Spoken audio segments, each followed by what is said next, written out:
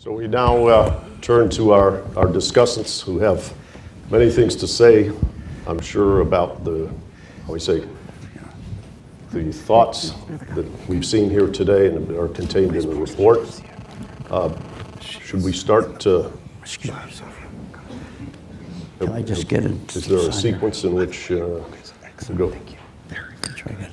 George Soros, would you like to begin? We see right there.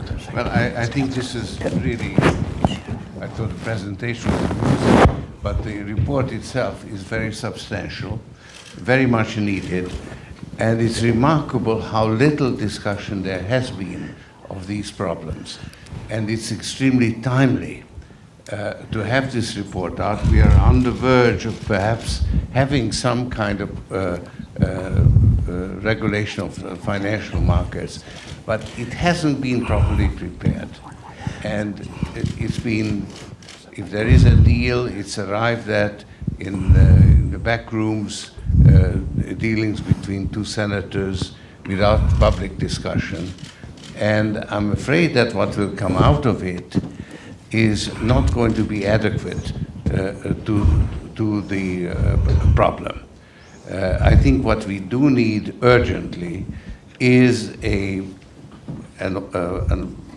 regulator protecting the public, because the public has been very badly treated in this bailout, because while interest rates were dropped to practically zero to the banks have raised their rates on credit cards to unprecedentedly high rates, 20–30%.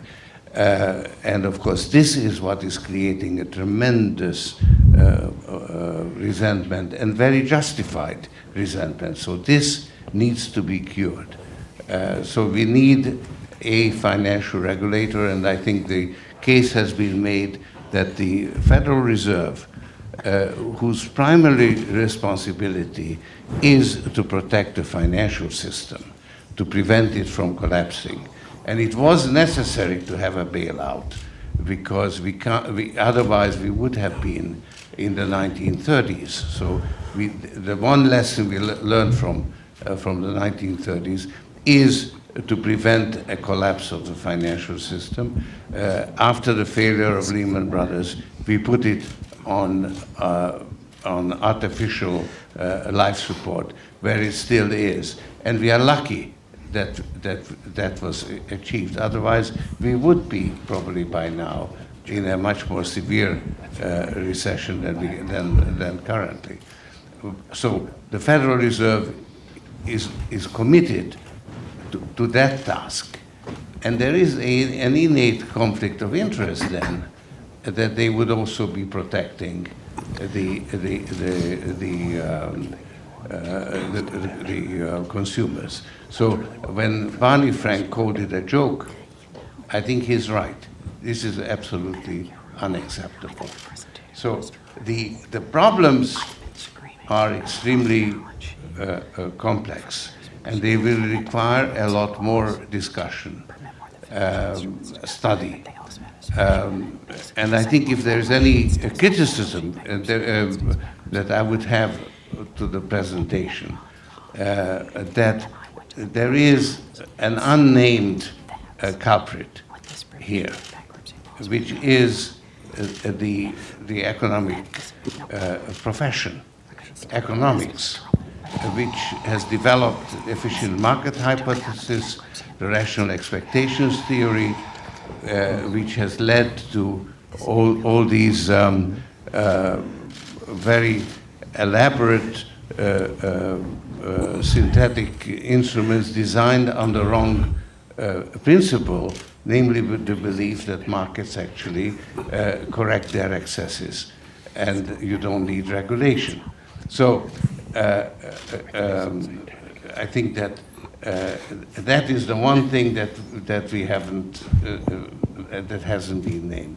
So I think to come back to the present moment, which is a very important moment, we need a consumer protection agency. We need it very urgently because there is a political outcry about the injustice of the present situation. And we need a more, and that will not deal with the real problem of having to reform the financial system. That can take time, actually. It's more important to do it right than to do it right away. Lyndon Turner? I commend the Roosevelt Institute for holding this today as well. We're at a critical point in time. Even as we're discussing this here, they're negotiating what looks to be a final package in Washington, D.C. And that final package, as George just mentioned, is far from the package that's going to be necessary to really give us markets that work. And our markets are the crown jewel of this country and its economics. Whenever the markets haven't worked, the economy has suffered. But more importantly than the economy suffered, the people in this country have suffered. We have now got 25 to 27 million people trying to find a job. These are hardworking Americans who want to work, want the opportunity to get a paycheck and take home and provide for their families, and yet they can't. And so for Congress at this point in time to be rushing through, come up with an answer that isn't going to work is unconscionable. And Senator Dodd, Senator Shelby, Senator Corker, Senator Warner, and the group that are negotiating on this need to step back, take a breath of fresh air, and think about it. Why is it that we're giving the Fed, the Consumer Protection Agency, the Fed or the Treasury Consumer Protection Agents? They've never protected consumers. And for the last 2 years, Shelby and Dodd have been very outspoken and critical of the very people they're talking about giving it to. After Frank did such a nice job of outlining the $600 trillion in derivatives, why is it that we can't get meaningful exchanges and clearinghouses for the vast majority of those derivatives? And why is it that the bank's balance sheets to this day are still very non-transparent? Why is it that the Fed and banking regulators continue to let them bleed out the losses rather than show investors what they're really worth? So we just aren't getting there. And if we don't get there, there's no question, there can be no question that the markets will be back into this sooner rather than later. Whether it's 5 or 10 years or 15 years down the road may be a fair question, but there's no question that it's a matter of not if, but when it will turn around and repeat. And unfortunately, our government in Washington, D.C., and I've seen this all too often in working with Washington, has become something rather than a government, we the people. Instead of we the people, it's become I the banks. And I had a discussion just this weekend with the very distraught former banking regulator who highlighted how the influence of the banking industry, the finance industry, which since 1990 has put $2.3 billion, $2.3 billion in the campaign coffers.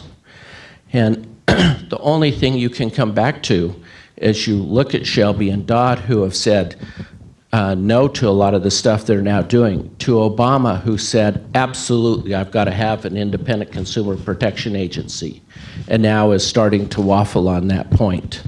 The only explanation is that instead of we the people, our government is now I the banks, and that is nothing short of corruption at its worst in this country. Jim Chanos? Well, I'll build on Lynn's comments and some of the things that Frank Partnoy and others said.